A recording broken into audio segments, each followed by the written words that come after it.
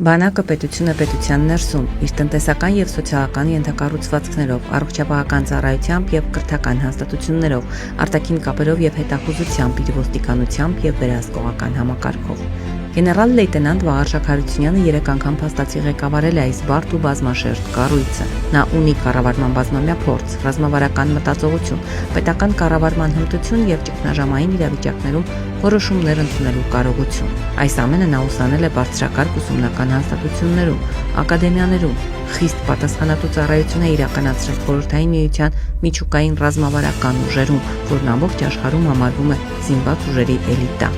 Բանակից հետո նա ղեկավարել է եւս մեկ ռազմավարական նշանակության կառույց Հայաստանի դիվանագիտական ներկայացուցչությունը Ռուսաստանում։ Հարությունյանը որպես Հայաստանի դեսպան ղեկավարել է բազմաշերտ համակարգ, քաղաքական, դիվանագիտական, տնտեսական, մշակութային, հյուպատոսական եւ անվտանգային ուղղություններով։ Դեսպանատունը պետության շարունակությունն է արտերկրում, որտեղ ամեն օր կայացվում են երկրի շահերին վերաբերող որոշումներ, վարվում են բանակցություններ, կառուցվում են հարաբերություններ եւ պաշտպանվում ազգային շահերը։ Վաղարշակ Հարությունյանը նաև տարբեր միջազգային հարթակներում եւ ռազմաքաղաքական կառույցներում է ներկայացրել Հայաստանի շահերը, ձևավորելով գործընկերային հարաբերություններ եւ պաշտպանելով ազգային ու պետական առաջնահերթությունները։ Վաղարշակ Հարությունյանը պետական գործիչ է, որը եղել է Հայաստանի Հանրապետության կառավարության եւ անվտանգության խորհրդի անդամ։ Նա քաղաքական գործիչ է, որը ղեկավարել է կուսակցություն, վարել ընդդիմադիր քաղաքական գործունեություն, ենթարկվել քաղաքական հետապնդման եւ հրախորհրդի կողմից ճանաչվել քաղաքական տակյալ։ Տասնամյակներ շարունակ աշխատելով անվտանգության, պաշտպանության եւ դիվանագիտության ոլորտներում նա ձեռք է բերել այնպիսի փորձառություն,